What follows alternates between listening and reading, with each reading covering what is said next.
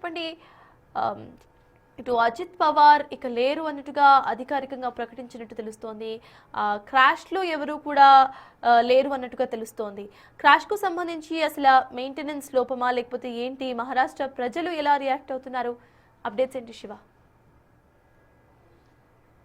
Right సటాజ్ ఇప్పటి వరకు కొన్ని అనుమానాలు వ్యక్తం చేశారు. అనుమానాలన్నీ కూడా సివిల్ ఏవియేషన్ మినిస్ట్రీ దాన్ని కన్ఫర్మ్ చేసింది. దాంట్లో ప్రయాణిస్తున్న మొత్తం అజిత్ పవార్తో పాటు ప్రయాణిస్తున్న 6 ప్రయాణిస్తున్న మొత్తం ప్రమాదంలో చనిపోయారు అనేది కూడా అధికారికంగా మినిస్ట్రీ ఆఫ్ సివిల్ ఏవియేషన్ ప్రకటించింది. అయితే బారామతిలో బహిరంగ సభలో పాల్గొనడానికి వెళ్ళిన అజిత్ పవార్ ల్యాండింగ్ చేస్తుండగానే ఈ ప్రమాదానికి గురైనట్టు తెలుస్తుంది. ప్లేన్ ల్యాండ్ అయిన వెంటనే మంటలు చెలరేగిన వెంటనే ఆ మంటల్లోనే వారంతా కాలిపోయినట్లుగా కూడా అధికారికంగా ధృవీకరించింది పౌర విమానయాన శాఖ. అయితే ఇప్పటి వరకు కూడా అంటే కొంత గాయాల పాలయ్యారు, ఆసుపత్రికి తరలించారు, ట్రీట్మెంట్ అందిస్తున్నారు అనేది ఒక హోప్ అయితే ఎన్సీపీ ప్రజలకు, అజిత్ పవార్ వర్గానికి అయితే కొంత హోప్ అయితే ఉంది. కానీ ఇప్పుడు అధికారికంగా సివిల్ ఏవియేషన్ మినిస్ట్రీ అంటే ప్రమాద తీవ్రతను బట్టి కూడా దాంట్లో ఎవరు ప్రాణాలతో మిగిలి ఉండరు అని అందరూ కూడా భావించినప్పటికీ కూడా ఎక్కడో కొంత ఆశ అయితే అజిత్ పవార్ వర్గంలోనూ కొంతమంది ప్రజలైతే ఆశాభావం అయితే వ్యక్తం చేశారు. కానీ అంత పెద్ద ప్రమాదం జరిగిన నేపథ్యంలో అంటే ఒక్కసారిగా ఫ్లైట్ ల్యాండ్ అయ్యే సమయంలో ఎంతో అదుటుగా అది ల్యాండ్ అవుతుంటుంది, ఎంతో అదురుతూ ఉంటుంది. కానీ ఒక్కసారిగా ల్యాండ్ అయ్యే సమయంలో ల్యాండ్ అవ్వడం, అది క్రాష్ ల్యాండ్ అవ్వడం, అందులో ఒక్కసారిగా మంటలు రావడంతో ఆ మంటల్లోనే అజిత్ పవార్ గాని ఆయనతో ప్రయాణిస్తున్న సహచరులు కూడా మృతి చెందినట్లుగా కూడా అధికారికంగా సివిల్ ఏవియేషన్ మినిస్ట్రీ ప్రకటించింది. కరెక్ట్ శివ, ప్లేన్ క్రాష్ అయిన సీన్స్ మనం విజువల్లో చూస్తున్నాము. మొత్తంగా కూడా ఒక బేర్ గ్రౌండ్ కనిపిస్తోంది. అది ప్లేన్కి సంబంధించిన ల్యాండింగ్కు సంబంధించిన స్పాటేనా, లేకపోతే అజిత్ పవార్ కోసం ప్రత్యేకంగా ఏమైనా ల్యాండింగ్కు సంబంధించి ప్రత్యేకంగా ఏమైనా ఏర్పాట్లు చేశారా? కింద ల్యాండ్ సరిగా లేకపోవడం కారణంగా సైతం ఇటువంటి ప్రమాదం చోటు చేసుకునే అవకాశాలు ఉంటాయి. సో దానికి సంబంధించి సివిల్ ఏవియేషన్ మినిస్ట్రీ ఏం చెప్తోంది? రైట్, అక్కడ చూస్తున్న ప్రాంతాన్ని చూస్తే కనుక మీరు అన్నట్లుగా అది ల్యాండింగ్ ప్రాంతమా లేదా సపరేట్గా ఏర్పాటు చేశారనే అనుమానాలు అయితే వ్యక్తమవుతాయి. కానీ పక్కన ఒక రోడ్డు మార్గం లాగా కనిపిస్తోంది.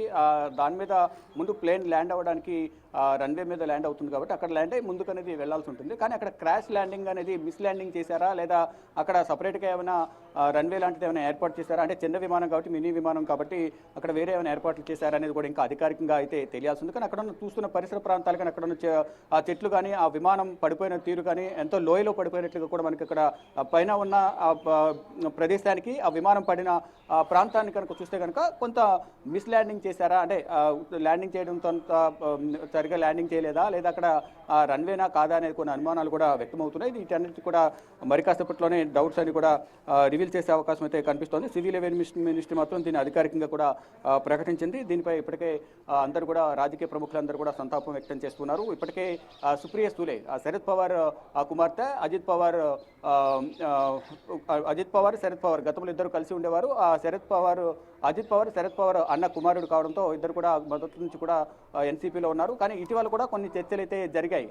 ఇద్దరు కూడా కలిసి పోటీ చేద్దాం, కలిసి పార్టీ నడిపిద్దాం అనేది కూడా ఇటీవల కాలంలో చర్చలు కూడా జరిగినట్లు కూడా తెలుస్తోంది. కానీ ఈ ప్రమాదం క్రాష్ ల్యాండ్ దానిపై కూడా కొన్ని అనుమానాలు అయితే ఇప్పుడైతే ప్రజెంట్ అయితే కొంతమంది అనుమానాలు వ్యక్తపరుస్తున్నారు. కానీ దానికి సంబంధించి ఎటువంటి అధికారికంగా ఇంకా సమాచారం అయితే తెలియాల్సింది. కానీ ఒక అధికారిక కార్యక్రమంలో పాల్గొనేందుకు, బహిరంగ సభలో పాల్గొనేందుకు ఆయన వెళ్తున్న నేపథ్యంలో ఈ ప్రమాదం జరిగినట్లు కూడా తెలుస్తుంది. సుప్రియ సూలే ఢిల్లీ నుంచి అంటే పార్లమెంట్ సమావేశాలు ఈ రోజు నుంచి ప్రారంభమవుతున్న నేపథ్యంలో అందరూ కూడా ఎన్సీపీ పార్టీకి సంబంధించిన ఇరు వర్గాలకు సంబంధించి శరద్ పవార్ వర్గం కానీ అజిత్ పవార్ వర్గం కూడా ఢిల్లీ చేరుకున్నారు.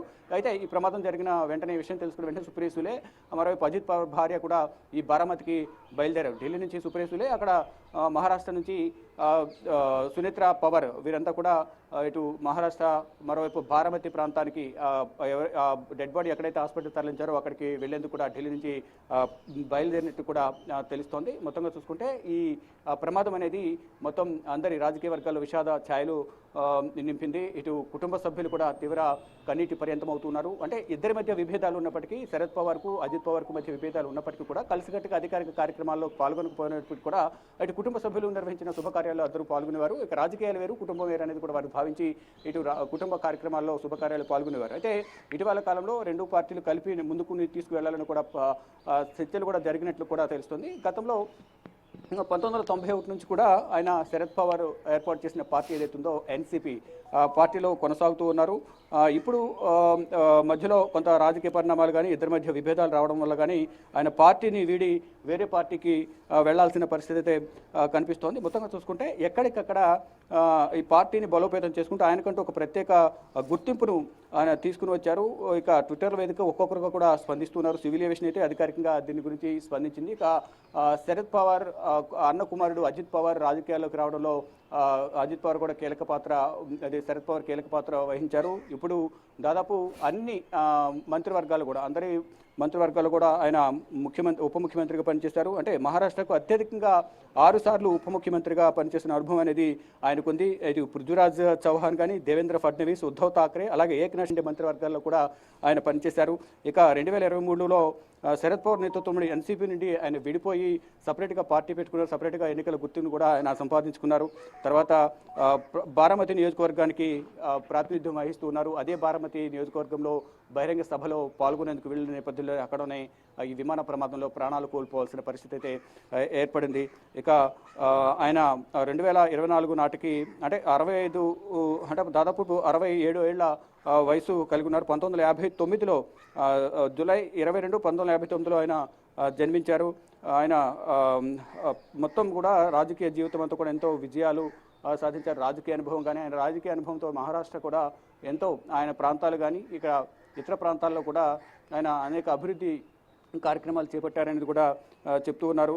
అంటే ప్రముఖ రాజకీయ నాయకుడు, ఎంతో కాలంగా అందరి మన్ననలు పొందిన శరద్ పవార్ అన్న కుమారుడు అజిత్ పవార్ మృతి చెందడం పట్ల అటు వారి కుటుంబ సభ్యులు కానీ, ఆయన అభిమానులు, రాజకీయ ప్రముఖులు కానీ, ఆయనతో సత్సంబంధాలు కలిగి ఉన్న ప్రతి ఒక్కరు కూడా తీవ్ర మనోవేదనకు, ఆవేదనకు గురవుతూ ఉన్నారు. అంటే ఒక ప్రభుత్వ కార్యక్రమాల్లో అంటే బహిరంగ సభలో పాల్గొనడానికి వెళ్ళిన సందర్భంలోనే ఈ తుది శ్వాస విడవడం అనేది కూడా అందరూ కూడా జీర్ణించుకోలేకపోతున్నామంటూ కూడా ఆయన అభిమాన వర్గం ఎవరైతే ఉన్నారో సహచరులు కానీ, ఇటు పార్టీ అభిమానులు కానీ, కార్యకర్తలు ఎవరైతే ఉన్నారో వారందరూ కూడా కన్నీటి పర్యంతం అవుతూ ఉన్నారు. ఎక్కడో కొంత ఆశ ఉంది కానీ ఇంత పెద్ద ప్రమాదం జరగడం అంటే ప్రమాద తీవ్రతను బట్టి ముందు అందరూ కూడా అంచనా వేశారు. ఎక్కడో చిన్న హోప్ ఉంది, బ్రతుకుతారని ఎటువంటి అధికారిక ప్రకటన ఇప్పటివరకు చేయలేదు కాబట్టి అని అందరూ భావించారు. కానీ సివిల్ ఏవియేషన్ మినిస్ట్రీ అధికారికంగా ప్రకటించింది. దాంట్లో ప్రయాణిస్తున్న వారందరూ కూడా మృతి చెందినట్లు కూడా చెప్తున్నారు. ఇక ఇప్పటికే ఆ ప్రమాదం జరిగిన ప్రాంతానికి కానీ మరోవైపు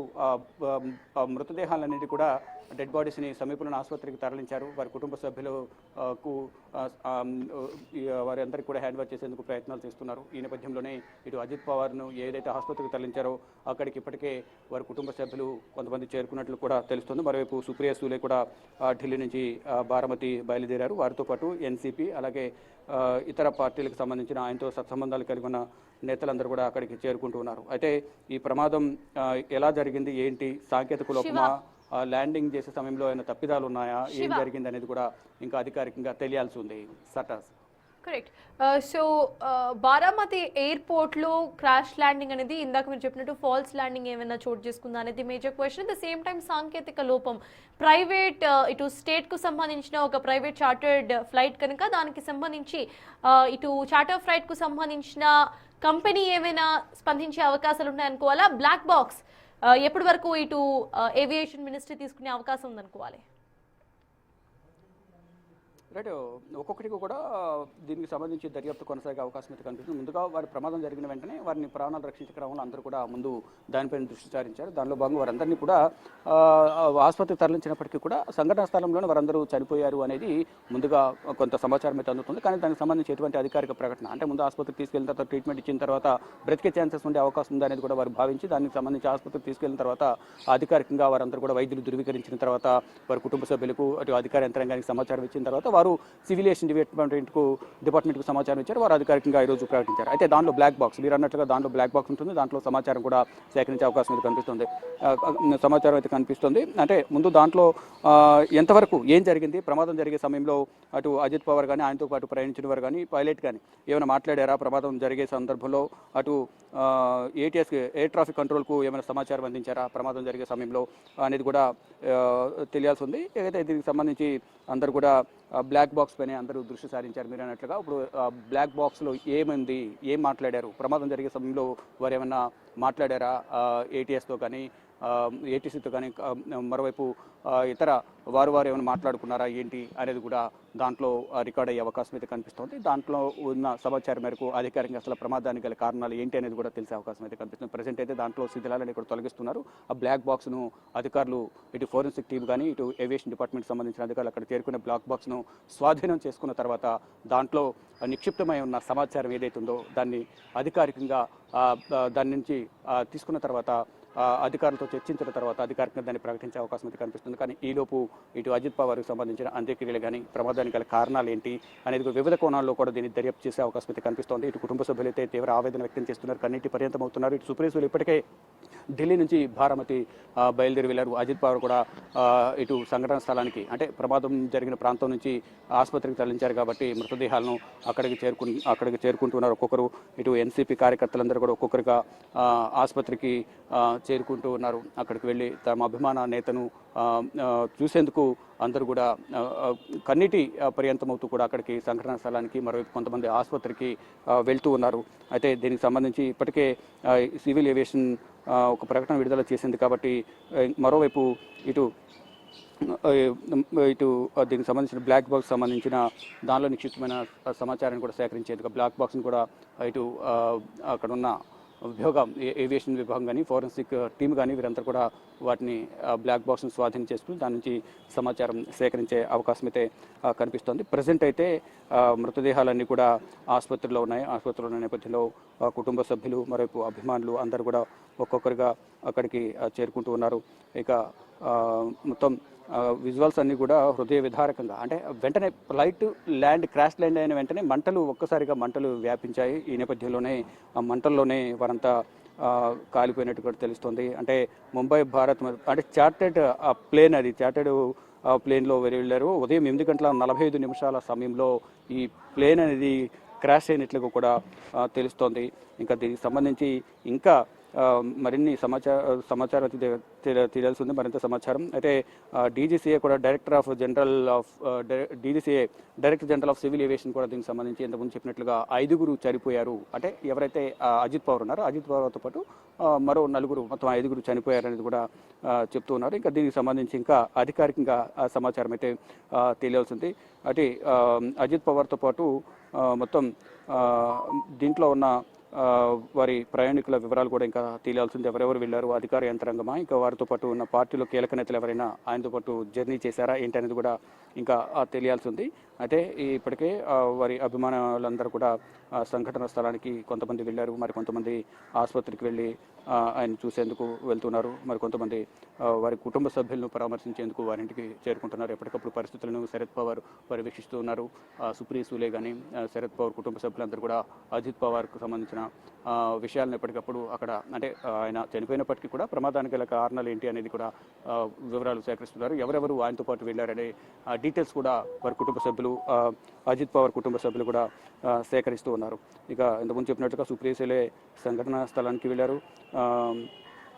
వారితో పాటు మరికొంతమంది ఎంపీలు కూడా అక్కడికి వెళ్ళినట్టు కూడా తెలుస్తోంది. ఇక రాజకీయ జీవితం విషయానికి వస్తే మహారాష్ట్రలో అత్యధిక సార్లు ఉప ముఖ్యమంత్రిగా పనిచేసిన అందరి ముఖ్యమంత్రులుగా ఇటు పృథ్వీరాజ్ చౌహాన్ కానీ, మరోవైపు శివసేన షిండే, మరోవైపు ఇటు దేవేంద్ర ఫడ్నవీస్ వీరందరి క్యాబినెట్లలో ఉప ముఖ్యమంత్రిగా ఆయన